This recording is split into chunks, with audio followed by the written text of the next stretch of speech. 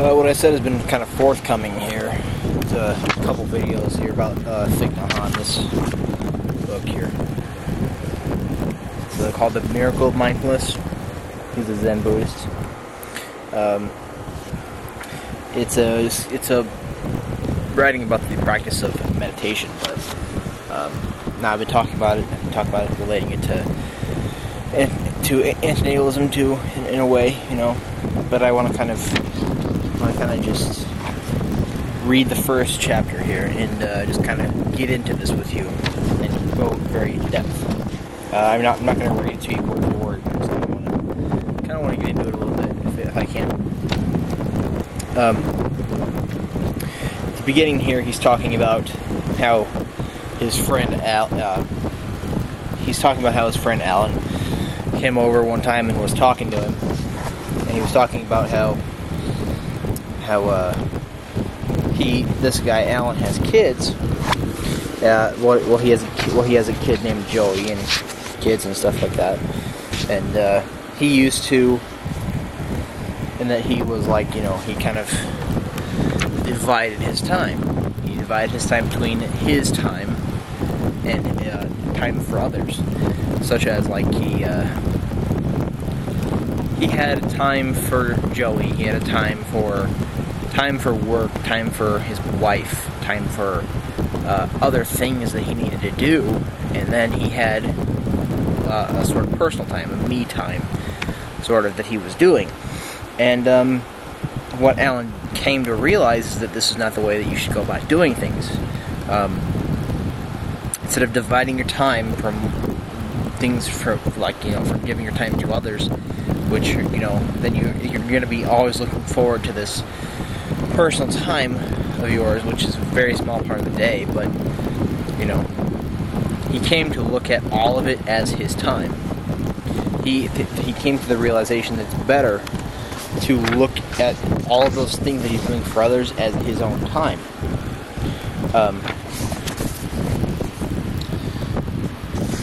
So Thich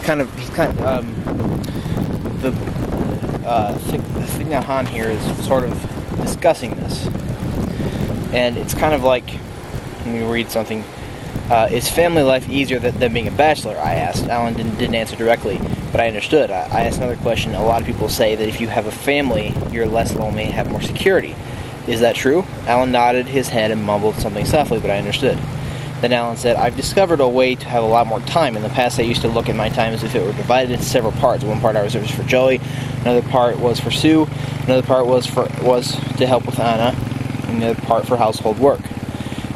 The time left over I considered my own. I could read, write, do research, and go for walks. But now I try not to divide my time into parts anymore. I consider my time with Joey and Sue as my own time.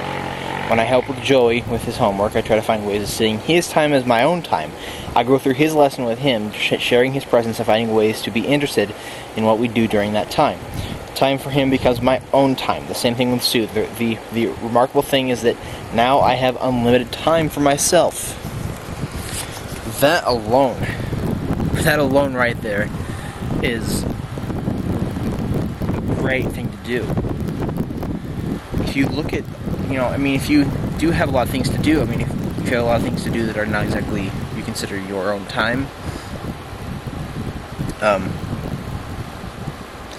you are thinking about your time for yourself, which is might be at the end of the day after everything is done. You're going to be looking towards that, and you're going to be waiting for this time. You're going to be looking towards it, and you're not going to be seeing this as, you're going to kind of try to rush through it, sort of, and not be interested. If you could just kind of look at things in this way, then the guy Alan even said, now I have unlimited time for myself. 30 years ago, when I was still a novice at Tu Pagoda, washing dishes was hardly a pleasant task. During a season of retreat, when all the monks returned to the monastery, 2 novices had to do all the cooking and wash the dishes for sometimes well over 100 monks. There was no soap. We had only ashes, rice husks, and coconut husks, and that was all. cleaning such a high stack of bowls was a chore, especially during the winter when the water was freezing cold. Then you had to heat up a big pot of water before you could do any scrubbing. Nowadays, one stands in the kitchen equipped with liquid soap, special scrub pads, and even running hot water, which makes it all even more agreeable. It is easier to enjoy washing the dishes now. Anyone can wash them in a hurry and then sit down and enjoy a cup of tea afterwards. I can see a machine for washing clothes, although I wash my own things out by hand. But a dishwashing machine is going just a little too far. So he's talking about his time at the monastery here, where he had a huge stack of bowls. Where, I mean, if you're washing the dishes now, I wash the dishes like every day, pretty much, whether I'm at work or at home or whatever. You have all these things to do it with. You have all these things to do it with, and yet we're still sort of rushing through it as if we're just, waiting to drink this cup of tea. So basically what we have here is that I've talked about how I wash the dishes pretty much every day, and yet I still have this feeling like I want to be done with dishes. So in the past couple of videos, in a few videos in the past, I've been saying, do you wash the dishes to wash the dishes, or do you wash the dishes so that you can have clean dishes and then go drink your tea and do whatever you want? I don't drink tea that much, so I'm not saying that from my own point of view. This is what he's saying. Do you wash the dishes so that you can just go about your business and drink your tea and stuff, or do you wash the dishes to wash the dishes just for the purpose of that?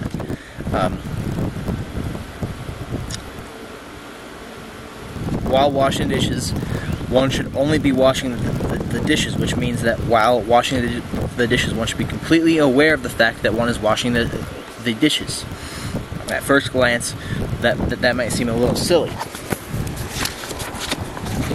Why put so much stress on a simple thing? But that's precisely the point. The fact that I am standing there and washing these bowls is a wondrous reality. I'm being completely myself, following my breath, conscious of my presence, and conscious of my thoughts and actions. There's no way I can be tossed around mindlessly like a bottle slapped here and there in the waves. Okay, I want to make this remark here. There's no way I can be tossed around mindlessly like a bottle slapped here and there on the waves. That's the one thing here. He's talking about being conscious of everything that you're doing ever. Later in this book, a little bit later, he uses the word oneness. In whatever you're doing, you need to be in a state of oneness with whatever is going on. You need to be conscious of whatever it is you're doing. Be conscious and be consciously present, not dispersed. The way people live today, the way people just go about things these days, they think about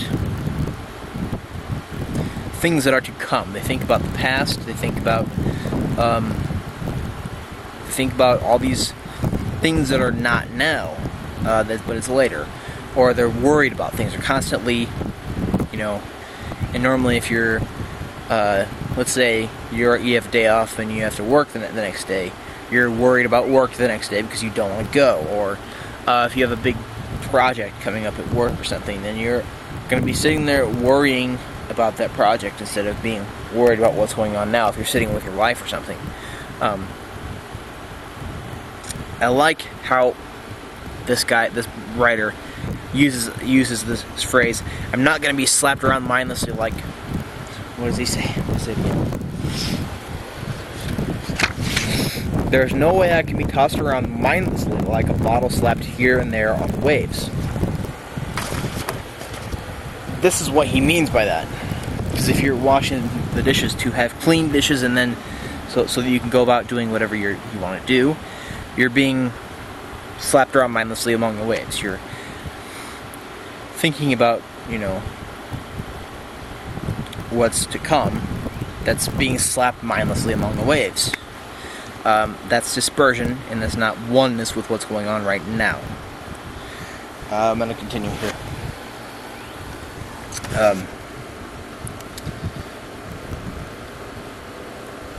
The next big thing he talks about. He talks about how he has a friend, gosh, what's his name? His name was Jim. He remembers a number of years ago when Jim and himself were traveling together, and he began to talk about what he would be doing in the future. Jim was. He's talking about what's going to happen, what his plans are on all this stuff, and he's eating a tangerine at the same time. As he continues to talk about this, he keeps popping pieces of tangerine in his mouth and eats the tangerine. And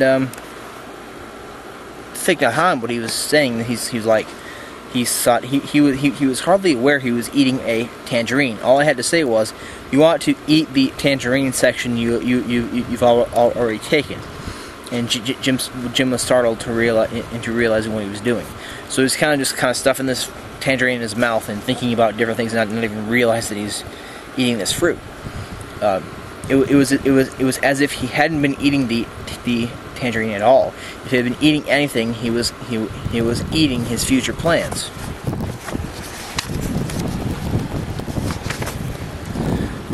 A tangerine has sections. If you can eat just one section, you can probably eat the entire tangerine.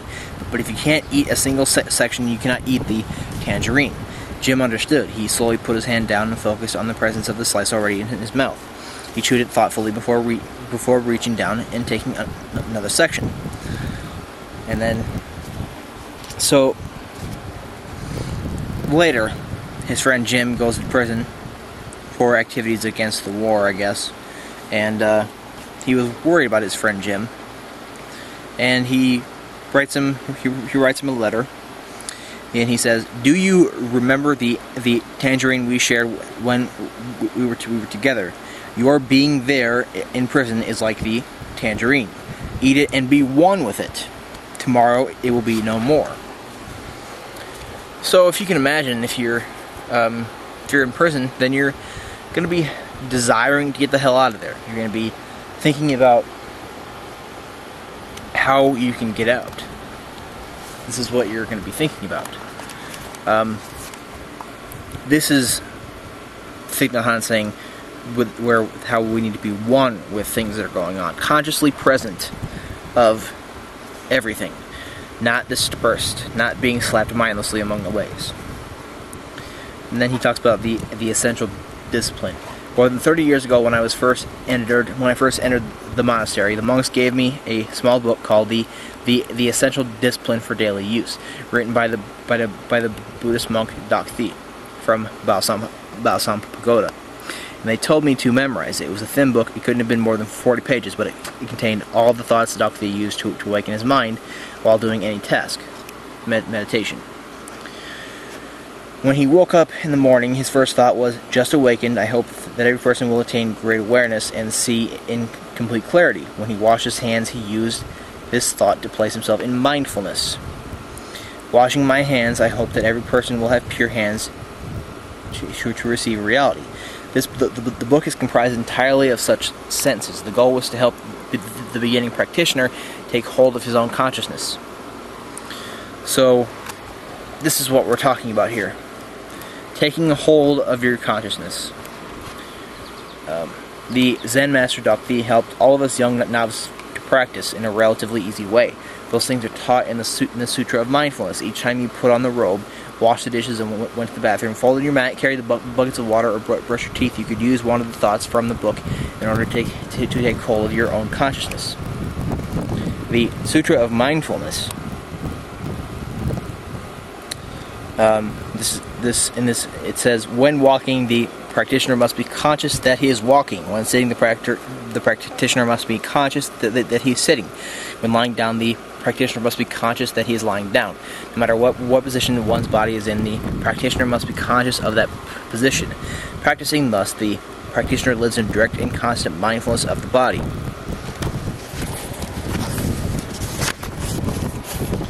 So, and then he kind of goes on to say that being mindful of just your own position is not enough. It's not enough. You need to be mindful of more things than just that. So I kind of want to sum up here. What I've talked about here is talked about being one with your current state. Taking hold of your consciousness, being mindful. And, this is just basically a run through of the first chapter, and I'll continue with the second chapter.